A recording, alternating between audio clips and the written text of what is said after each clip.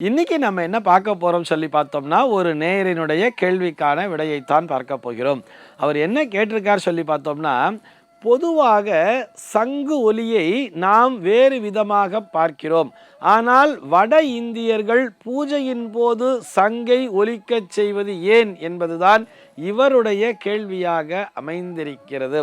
சங்கு ஒலியை நாம் வேறு விதமாக நினைக்கிறோம் என்பதே நாம் அப்படி தவறான ஒரு எண்ணத்திற்குள் வந்துவிட்டோம் என்பதை புரிந்து கொள்ள வேண்டும். சங்கநாதம் என்பது அந்த சங்கிலிருந்து எழக்கூடிய ஒரு ஓசை என்பது மிகவும் புனிதத்தன்மை வாய்ந்தது என்பதை புரிந்து கொள்ள வேண்டும். ஏதோ ஒரு விஷயம் முடிஞ்சு போச்சு, இனிமே அவ்வளோதான் அப்படின்னு வரும்பொழுது ஊதிட்டாண்டா சங்கு அப்படிங்கிற மாதிரி நம்ம தப்பாக சொல்லின்னு இருக்கோம். ஒரு தவறான பொருள் வரும்படியாக நாம் பேசிக்கொண்டிருக்கிறோம். அதுபோல் அர்த்தம் அல்ல. இது எதனால தெரியுமா இந்த மாதிரி நமக்கு சந்தேகம் வர்றது? ஒரு இறப்பு வீட்டிலே இந்த சங்கினை ஒலிக்க செய்கிறார்கள். அந்த சங்கு நாதம் என்பதை நாம் இறப்பு இல்லங்களிலே அடிக்கடி கேள்விப்பட்டதால் அதனை கொண்டு நாம தவறாக மனதிலே எண்ணிக்கொண்டிருக்கிறோம். இறப்பு என்பதும் ஒரு புனிதமான விஷயம்தான். அந்த உடலானது இறைவனுக்கே ஹவிர்பாகமாக கொண்டு செல்லப்படுகிறது.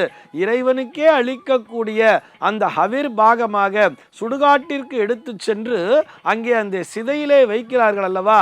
அந்த சிதையானது ஒரு ஹோமகுண்டமாகவே பார்க்கப்படுகிறது. நம்முடைய உடலையே இறைவனுக்கே அந்த சிவபெருமானுக்கு ஹவிர்பாகமாக அளிப்பதால் அந்த இடத்திலே புனிதத்தன்மை என்பது நிறைந்திருக்க வேண்டும் என்பதால் தான் அந்த சங்கு நாதமானது அங்கே ஒலிக்கப்படுகிறது. இப்படி யோசிச்சு பாருங்களேன். ஒரு இறப்பு வீடு அப்படின்னு வரும்பொழுது அங்கே அசுத்தத்தன்மை என்பது அதிகமாக இருக்கும் அல்லவா? அந்த இறந்து போன மனிதர் என்பவர் ஒரு நோய்வாய்ப்பட்டு கூட அவர் இறந்திருக்கலாம். அந்த இடத்திலே பாக்டீரியா போன்ற கிருமிகளினுடைய ஆதிக்கம் என்பது அதிகமாக வரும். அந்த கிருமிகளிடமிருந்தும் எதிர்மறை சக்திகளிடமிருந்தும் காக்க வேண்டும் என்பதற்காகத்தான், அங்கே குழுமி இருக்கக்கூடிய மற்றவர்களை காக்க வேண்டும் என்பதற்காகத்தான் இந்த சங்கு ஒலியானது அங்கே ஒலிக்கப்படுகிறது என்பதை புரிந்து கொள்ள வேண்டும். ஆக சங்கநாதம் என்பது மிகவும் புனிதத்தன்மை வாய்ந்தது. அதாவது ஒரு ஆலயத்தில் மணி ஓசை அப்படிங்கிறது கேட்கறது அல்லவா? ஒரு மணி எதுக்காக அடிப்பா அப்படின்னு சொன்னா அதற்குரிய மந்திரம் எப்படி சொல்றதுன்னு சொல்லி பார்த்தோம்னா, ஆகமார்த்தந்து தேவானாம் கமனார்த்தந்து ராட்சசாம் கண்டாரவம் கரவும் யாத்தோ தேவதா ஆஹ்வான லாஞ்சனம்னு சொல்றது.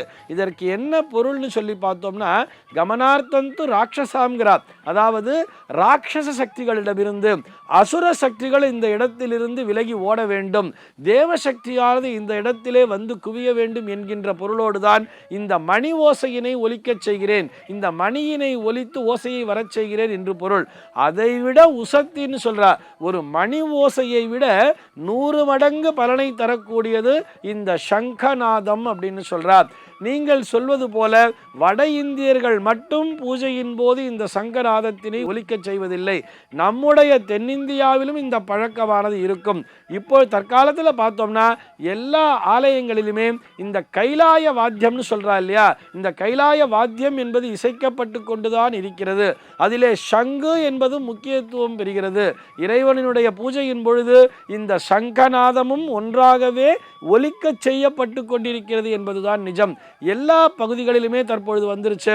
இன்னும் சொல்ல போனா அந்த செட்டிநாடு பகுதியாகட்டும், காரைக்குடி பகுதிகளாகட்டும், அங்கெல்லாம் பார்த்தோம்னா அந்த சங்கு ஓசை என்பது பூஜையின் பொழுதும் எழுப்பப்பட்டு கொண்டே இருக்கும்.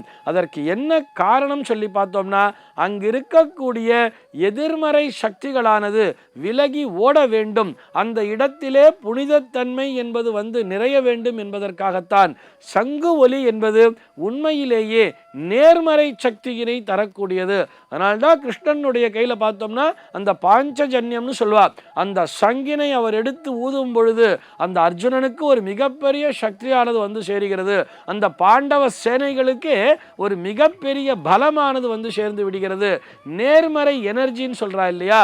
அந்த பாசிட்டிவ் எனர்ஜியை தரக்கூடியதுதான் இந்த சங்கநாதம்.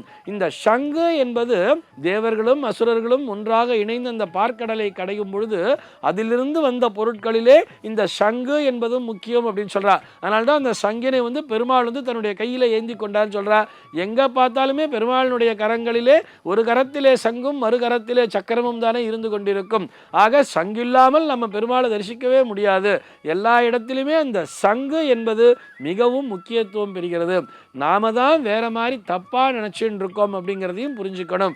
ஆக சங்கொலி என்பது எந்த இடத்திலே எழுப்பப்பட்டாலும் அந்த இடத்தினுடைய புனிதத்தன்மை காக்கப்படுகிறது என்பதற்காகத்தான் அந்த சங்குநாதமானது எழுப்பப்படுகிறது என்பதை புரிந்து கொள்ள வேண்டும். சர்வே ஜனாஹ சுகினோ பவந்து.